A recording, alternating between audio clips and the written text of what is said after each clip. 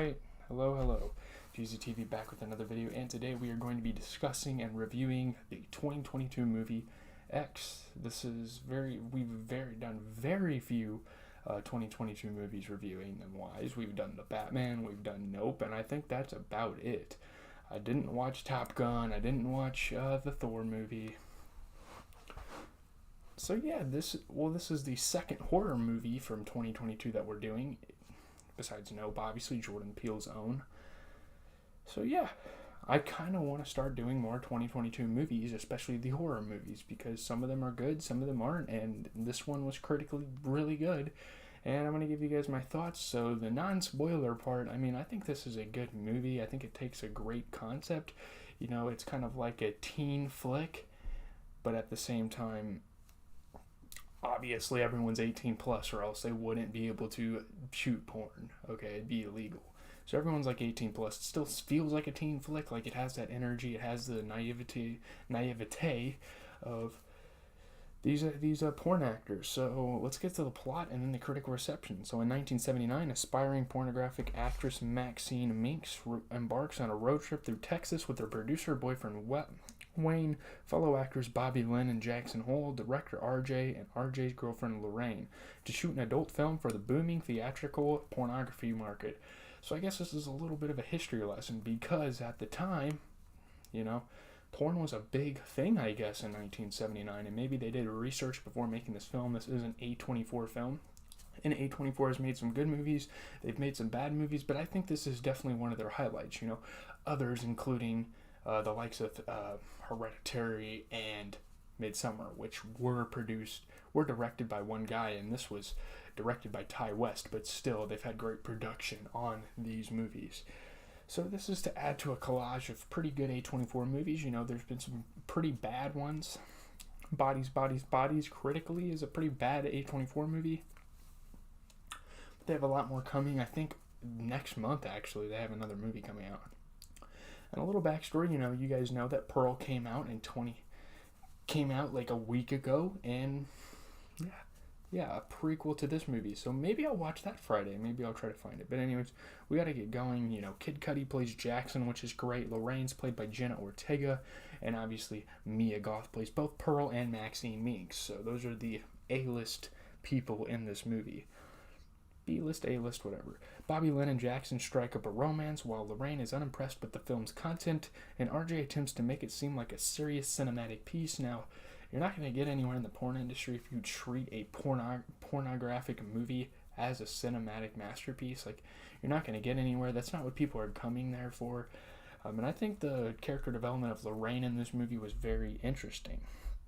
So yeah, the group arrives at the farm of Howard and Pearl, obviously played by Mia Goth, an elderly couple in whose guest house the group intends to shoot the film The Farmer's Daughter. So they just wanted somewhere to camp for the weekend. They didn't tell them the details of the movie. Howard is temperamental towards the group, brandishing a shotgun while Pearl silently stalks Maxine. So right away you're getting really bad vibes from these people. But in the end, once you realize the intent of the reason why they're doing it, they still seem like bad guys. It's just they have a slight bit of justification to their actions. As filming commences without Howard's knowledge, Maxine is invited inside the couple's house by Pearl, where they have a conversation. So Pearl is kind of talking to her about her desires and that she's something special. She can be something special. She just has to use herself in the best way she possibly can. And obviously in the end of the movie, it turns into jealousy.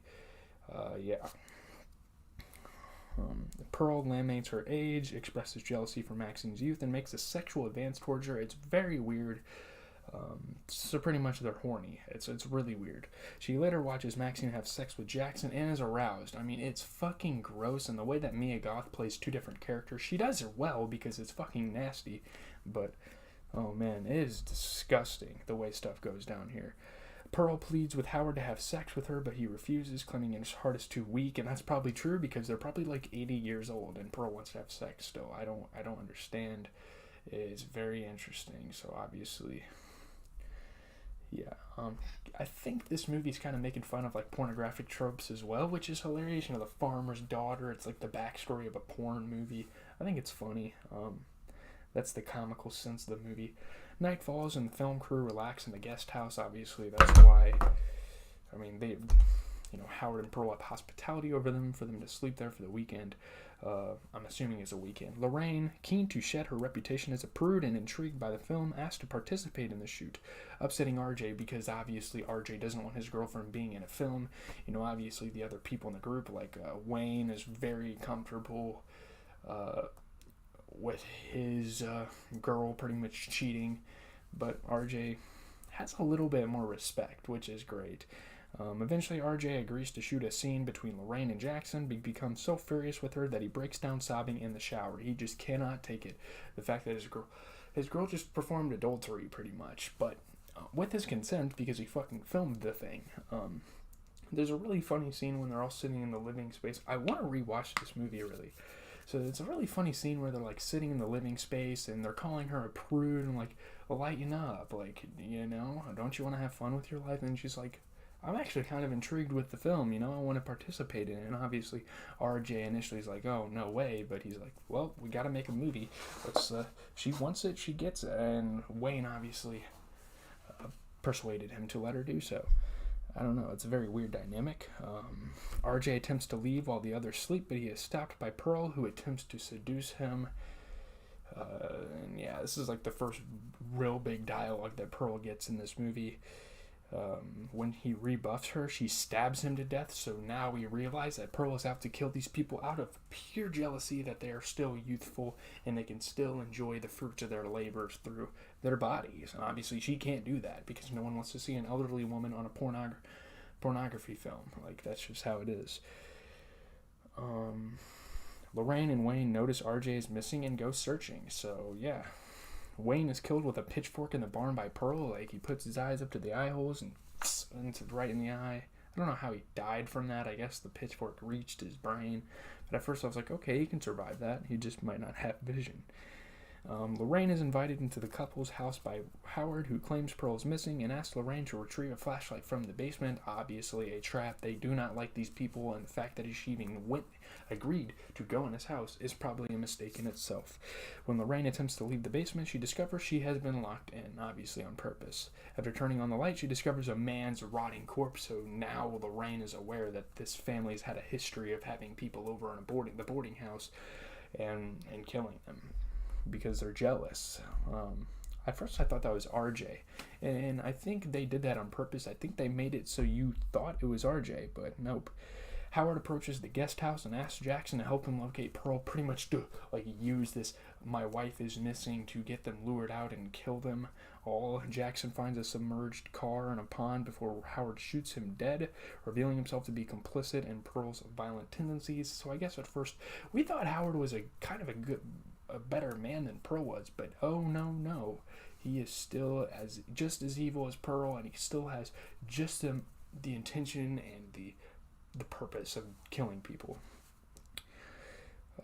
Meanwhile, Pearl enters the guest house and climbs into Maxine's bed naked. Very gross. I mean, it's so weird. It's like sexual harassment, pretty much.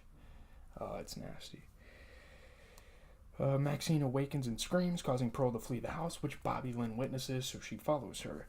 In the farmhouse, Lorraine uses a hatchet to break down a panel in the basement door, but Howard bludgeons her, breaking her finger, and forces her back inside so she can remain captive, and now everyone's going to try to rescue her, because obviously, they're not aware, but they're going to eventually. Bobby Lynn follows Pearl outside of the nearby lake and tries to guide her away from the water. Pearl angrily accuses Bobby Lynn of being a whore before pushing her into the lake where she's devoured by an alligator. Now at this point in the movie, it's kind of the first time we hear why Pearl is doing this. She's like, you're a whore. You need to use your body in better ways because I want you guys to be better people. And she's pretty much like this godly figure. She's like represented as that because she's like, they're paying for their sins pretty much, or she's like a devilish figure, I guess. That's probably the opposite. So yeah, Bobby Lynn's dead. So all that's left is obviously the couple and Lorraine and Maxine. Maxine sees Pearl and Howard return to the guest house and hides under the bed. The elderly couple discuss the murders before having sex, so she witnesses it all. She eavesdrops. She knows what they're doing, and so she That's why she's able to escape at the end of the movie. Maxine manages to flee the van where she finds RJ's corpse and the keys missing. So she realizes she's pretty much trapped there. They pretty much planned ahead for this type of thing. Armed with a pistol from the glove box, Maxine enters the farmhouse and frees Lorraine, who angrily blames Maxine for what has happened because she's the one that even gave this idea of Pearl that they had a relationship going. And Pearl was very envious because of their first interaction, so now she's out killing people, and that's what Lorraine's hypothesis pretty much is.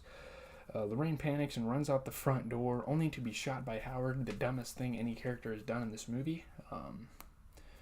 As Howard and Pearl begin moving the bodies, intent on framing the crew as intruders, a dying Lorraine startles Howard, who has a heart attack and dies. So, yeah, he pretty much dies because he has a heart attack. He can't really handle it.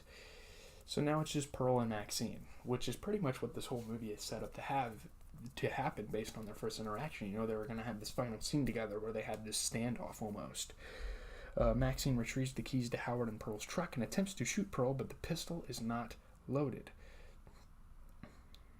Pearl tries to shoot Maxine, who dodges, while the recoil from the shotgun causes Pearl to fall and break her hip, it looks fucking hilarious. Like, the blowback on the gun looks funny as hell. As Pearl lies injured outside the house, she begs Maxine for her help. Why the fuck would she help you? You killed all of her friends and her boyfriend. Maxine refuses, and as Pearl berates her, Maxine runs her over with the truck, crushing Pearl's head. So now Maxine, the protagonist from the beginning, really wins the day, of course. And not the way you think, though. It's really interesting. Maxine drives away from the farm. The next morning, the police arrive at the house to retrieve the bodies, which happened actually at the beginning of the film. It is revealed that Maxine is the daughter of a fundamentalist Christian preacher, which there's a lot of irony in the entire thing, whose speeches were frequently played on Pearl and Howard's television. Like, they were a really big fan of the guy, which is why Pearl knew, like, she was the daughter. So that's why she had this conversation to try to save her from all of this nasty, sinful disgustingness. The police discover RJ's camera and speculate about what it contains. Could they have been shooting a documentary, a porn film? They probably had a couple things in their heads. Yeah. For the critical response, 94% on Rotten Tomatoes, 7.7 out of 10. A fresh spin on the classic slasher formula. X marks the spot where Ty West gets resoundingly back to his horror roots. 7.9 out of 10 on Metacritic. Generally favorable there. 68% positive reviews. 45% recommendation on Post-Track. It's a deliberate, loving, and meticulous homage to 1974's The Texas Chainsaw Massacre, pretty much. A wily, entertaining slow-motion ride of terror that earns its shocks, along with its singular queeze factor, which relates to the fact that the demons here are ancient specimens of humanity who actually have a touch of humanity, and they want to save people. The cast was great. I loved it. Before the gore begins and even mid-action, West seems to truly consider the pain of irretrievable youth and feel for those whose final years are consumed by it. It's a B+ on the AV Club. It examines the way that youth is others seems to bring out the feeling and impact of age in ourselves, not to mention how we resist or respond to that when it happens. It's bloody, ballsy fun. 3 out of 4 on RogerElbert.com. X is plenty of fun. It also feels like a trifle that could easily have been much more. I think it has potential as a franchise. The film's a modern classic. 2022's Texas Chainsaw Massacre. Again, it draws comparison to that franchise. Compared to X, though, he feels like that film failed creatively. This is a more creative version of Texas Chainsaw Massacre, is what it's seen as. 3.5 out of 4 stars in Chicago Sun-Times. It's the kind of movie that has you reeling in disgust at certain moments, then laughing at the blood-spattered absurdity of it all. It's a new twist on the period piece slasher movie, smart and strange and fantastically depraved.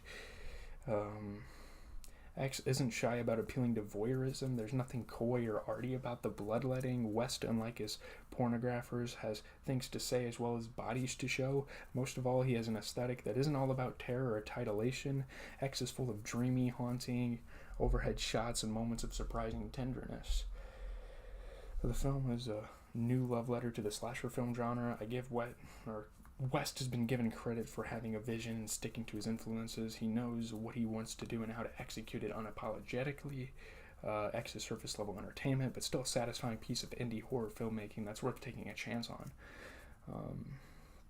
The film, some people said it's a bad movie.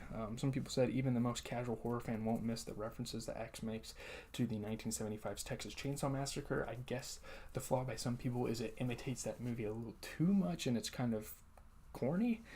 Unlike Tobe Hopper's masterpiece, which has a point to make about economic desperation and cultural clash in 70s America, I don't think it does that at all. West just wants to punish everyone involved in gory ways played for laughs, and maybe that's a thing to say about the movie. Maybe it's too comical. Like the idea of a porn movie being shot at old people's house, and then the old people seeing what they're doing, and then them getting jealous. It is kind of a funny concept, but I still think it makes for a good movie. You have to have a little bit of laughs in the horror movie. The movie is still scary.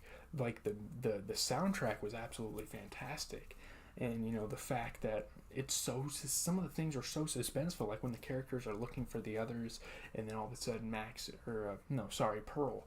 When Pearl shows up and kills them out of nowhere. It's just like the classic horror movie. But that's a good movie. I recommend it. Obviously, if you watched the plot part, I literally just talked about the whole movie at maximum, like literally what the movie's about. Gave you the entire plot. So just watch it. And yeah, this is a free space to comment, so leave it down below.